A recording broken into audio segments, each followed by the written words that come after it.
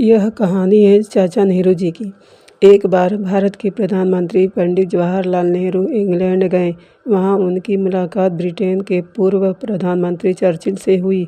पिछली बातों को याद कर चर्चिल ने पूछा, आपने अंग्रेज़ों के शासन में कितने वर्ष जेल में बिताए थे? लगभग 10 वर्ष, नेहरू जी ने कहा। तब अपने साथ किए गए व्यवहार के प्रति आपको हमसे घृणा करनी चाहिए, चर्चिल ने सवालिया अंदाज में पूछा। ऐसी बात नहीं है, नेहरू जी ने उत्तर दिया। हमने ऐसे नेता के अधीन काम किया है जिसने हमें 2 बातें सिखाई है। एक तो यह कि किसी से डरो मत और दूसरी किसी से घृणा मत करो। इसलिए हम उस समय आपसे डरते नहीं थे और अब घृणा भी नहीं करते हैं। यह सुनकर चर्चिल ने चुप हो गए। पंडित जवाहरलाल नेहरू का जन्म इलाहाबाद में 14 नवंबर 1889 को हुआ। इनके पिता मोतीलाल नेहरू प्रसिद्ध वकील थे। माता स्वरूपा रानी उदार विचारों की महिला थी।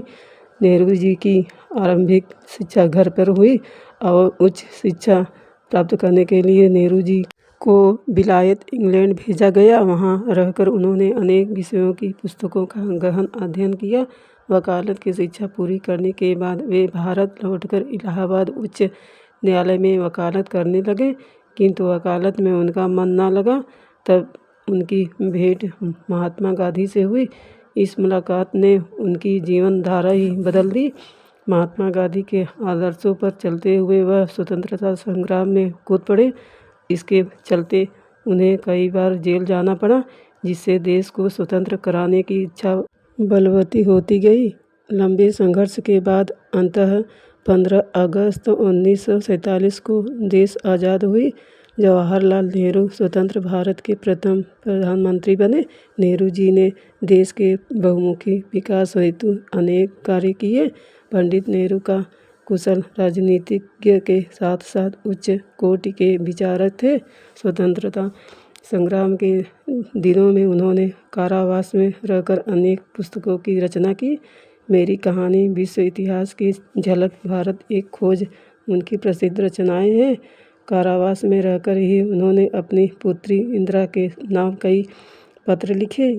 ये सभी पत्र पिता के पुत्र पुत्री के नाम पुस्तक में संकलित है। ये सभी पत्र अंग्रेजी भाषा में लिखे गए थे, जिनका हिंदी में अनुवाद उपन्यासकार मुंशी प्रेमचंद ने किया था।